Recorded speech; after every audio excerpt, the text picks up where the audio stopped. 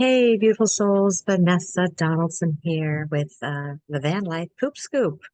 Yeah, so today I'm talking about questions that clients usually ask me when they're kind of just stuck with that decision of even getting started with the van life. So I'll have clients ask questions like, um, I think about doing the van life sometimes, but I just don't know where to get started. Or I'm really curious about working remotely. What does that look like? Others will just say, I need to set up a call with you. I just don't know how to start this stuff. There's so many options out there. You can Google all over the place. And by the end of the day, you're still stuck. You're just as confused on whether you want to take this leap of faith and step into action. So that is what I'm here for. When you're purchasing a van, it's a big financial investment. I get that. I went through that myself with my husband when we started this journey about 5 years ago. So, one tip I have for you today, if you don't want to just dump a bunch of money into something and then wonder, uh-oh, did I make a mistake, is to try before you buy. Think about that. You can take that step and just rent it. Rent a camper for a weekend, if that's all the time you have, for a week, if you're maybe with family and you want to get out a little further, maybe even a month if you're really crazy. So, the cost will add up, of course, the longer you rent a camper. And if you work with me, I will guide you through all the different types of camper options, tips for where you can look for these rentals, and all the different things you need to consider if you're even just renting, not just buying, but renting a camper. So hopefully this helps you rent and try before you buy, because you never know. You might do it and realize your experience for yourself was, oh my gosh, that was a lot of work. That was stressful. Or you don't have like a partner to help you with everything and you're doing it all alone and it was just overwhelming. Or it might be the opposite. You never know. You might have that opposite reaction where I want to have a tiny home on wheels. I want to get out into nature more and do this thing because now your feet got wet. So, little story here, I guess is what happened with my mom. She was visiting us from Germany and we were camping, or we were in Florida and we were deciding we're going to drive up to go see our daughter and her fiance now and all that for what was it, Thanksgiving? No, no, sorry, it was for Easter. This is like a year or two ago. Gosh, time just gets away when you're doing the van life. So it was for Easter because I remember setting up Easter eggs and all this stuff. So my mom was with us in Florida, and she had the option to either fly to Maryland area or experience camping with us in the van life. Now, mind you, again, 84 years old. When I'm not 84 yet, but I'm sure when I am, I'm going to be pretty set in my ways. So that was a big, big mindset shift she had to make. But she decided she wasn't going to fly and meet us there. She wanted to experience life on the road with us. So off we went from Florida all the way to Maryland.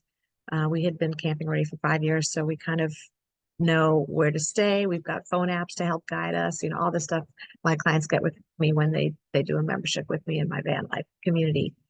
And off we went. She joined us in this little 24-foot Sprinter van, and we just went from state to state, staying at these amazing campgrounds. And she was hooked. She was like, "Oh my gosh, now I understand what you guys have been doing. I understand what you guys have been talking about all this time."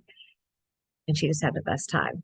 So fast forward after that trip, all the way to the East Coast from Florida to Maryland area, she got back to Germany and starts messaging us, when are we doing Alaska? I'm like, oh my gosh, she's really serious now. Yeah, she was like, when are we doing Alaska? When are you taking me to Alaska? Can you please take me to Alaska before I die? That became her like intro to everything.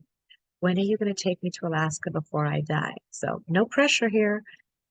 But we made it happen. The pandemic was over, things were opening up again. And my husband and I decided, if we don't do it now, when are we going to do this thing? So we set it all up. And, she had so many questions and she was stressing herself out in Germany. And we said, all you have to do is show up. We've got it covered for you. We'll take care of the rest.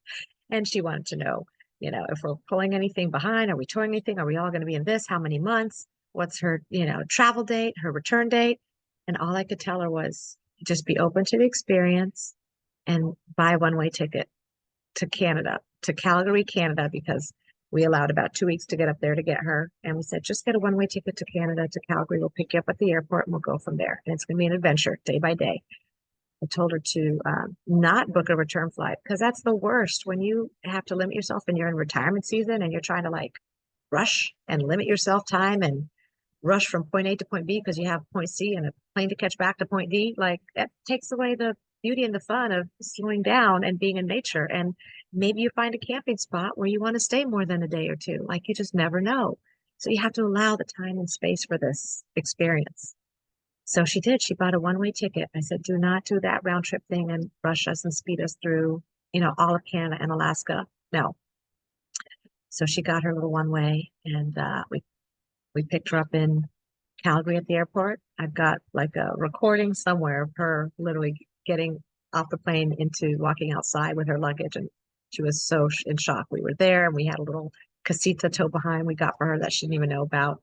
But yeah, so long story short, she did the little 2 week camp thing with us and was craving and came back and did like 3 or 4 months with us in the camper van all through Western Canada and Alaska. And we created all kinds of experiences and fun memories. So that was amazing.